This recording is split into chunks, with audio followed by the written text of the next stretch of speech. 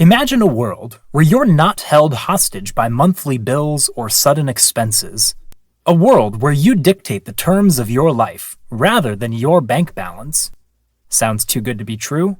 Well, it's not a fantasy. It's called financial independence. Today, we're going to transform your perspective on money. We'll uncover the 5 key steps that are your ticket to financial freedom. So, ready to switch from money stress to money success? Let's dive in and decode the secrets to becoming a young and savvy investor. Step 1. Set your financial goals. Think of setting your financial goal as the address you put into your GPS before embarking on a journey. Without it, you'd be driving aimlessly, and let's be honest, that's not the most efficient way to reach any destination. You see, financial independence isn't about amassing a mountain of money just for the sake of it. It's about purpose and direction. It's about knowing what you want to achieve and then gearing your efforts towards those specific goals. Are you eyeing homeownership in the next 10 years? Maybe you dream of retiring early with a comfortable nest egg to keep you company. Or perhaps you have entrepreneurial aspirations and want to build a solid financial foundation to launch your own business. There's no one-size-fits-all answer here. Your goals are as unique as your Netflix recommendations. Once you have your goals outlined, break them down into smaller, manageable milestones. Think of it as a video game. You don't just jump to the boss level, right? You go through various stages, leveling up your skills along the way. Similarly, having short-term and medium-term goals alongside your long-term ones will keep you motivated and provide a sense of achievement as you tick them off one by one. Keep in mind that your goals aren't set in stone. They're more like wet cement. As you grow and your circumstances change, your goals might need tweaking too. And that's perfectly okay. The important thing is to keep them relevant and realistic. Step 2. Save before you spend. Moving on to our second step, we come face to face with a rule that might seem a bit old school, but trust me, it's gold. Save before you spend. Yep, you heard it right. It's not as catchy as shop till you drop, but this principle is a game changer when it comes to building wealth. You see, in the world of money management, saving is your superhero. It's like the trusty sidekick who always has your back, ensuring you're ready to face any financial challenges that come your way. But here's the thing, your savings don't grow if you spend your money faster than a kid in a candy store. That's why it's important to flip the script. Instead of saving what's left after spending, spend what's left after saving. Simple, right? But this small shift in mindset can have a massive impact on your financial journey. It starts with creating a budget. Yeah, the B word might seem a bit daunting, but consider it your financial blueprint. By allocating funds to your needs, wants, and savings at the start of the month, you're taking control of your money instead of it controlling you. Next, automate your savings. Set up a system where a portion of your paycheck goes directly into a savings account. This way, you're not tempted to spend it. Out of sight, out of mind, right? Remember, you're not depriving yourself by saving. You're merely future-proofing your finances. It's like planting a tree. Initially, you might not see much, but given time, your savings will grow, providing you with a sturdy financial tree with branches you can lean on when you need it. Step 3. Understand your investment options. On to step 3, where things start to get exciting. Now that you've got some money stashed away, it's time to make it work for you. But with so many investment options out there, where do you start? It's like standing in the cereal aisle of a supermarket. So many choices. Each investment option is like a different flavor of cereal. Some are pretty straightforward, think cornflakes, or in financial terms, savings accounts.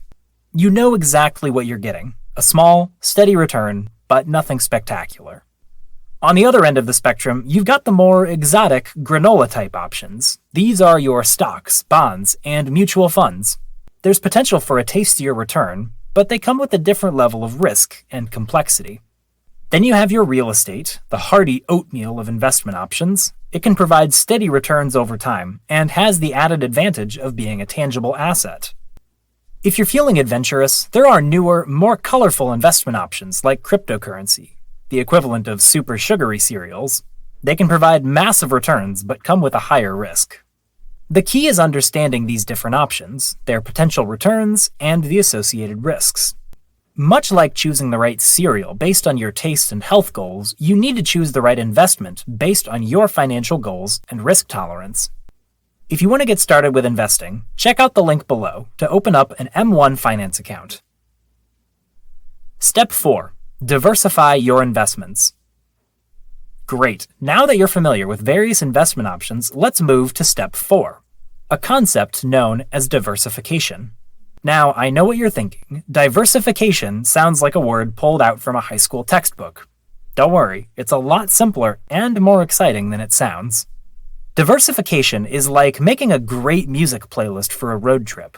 You wouldn't want the same song playing on repeat for hours, right? Similarly, you wouldn't want to put all your money in just one type of investment.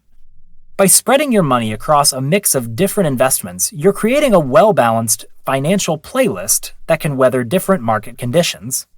Why is this important? Well, because not all investments perform well at the same time. If one of your investments is having a rough patch, think a song that you used to love but now can't stand, your other investments can help soften the blow. It's about not putting all your eggs in one basket, unless you're on an Easter egg hunt, of course. So, how do you diversify? Start by spreading your investments across different asset classes like stocks, bonds, and real estate. Then, within each asset class, spread your investments even further. For example, within stocks, invest in different sectors like technology, healthcare, and finance. But remember, diversification isn't about randomly tossing your money around. It should be a thoughtful process based on your financial goals, risk tolerance, and investment horizon. Step 5. Stay consistent and patient. Finally, we've made it to the grand finale, Step 5, staying consistent and patient. Now, I can see some of you rolling your eyes thinking, really? That's the big finale? But trust me, this might be the most crucial step of them all. You see, investing isn't about getting rich quickly, despite what some online ads might want you to believe. It's not a magic bean that will grow a money tree overnight. Instead, think of investing as running a marathon, not a sprint. Consistency is the secret ingredient to winning this race.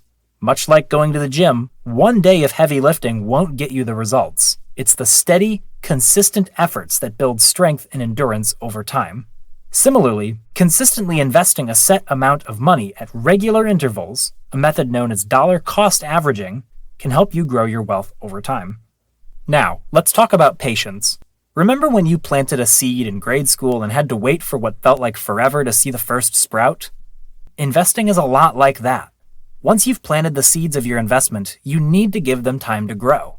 Sure, the financial market will have its ups and downs, just like life, but panicking and pulling your money out at the first sign of a downturn is like uprooting your plant because it's not growing fast enough. The beauty of investing is that, given time, your money can grow exponentially thanks to a magical thing called compounding.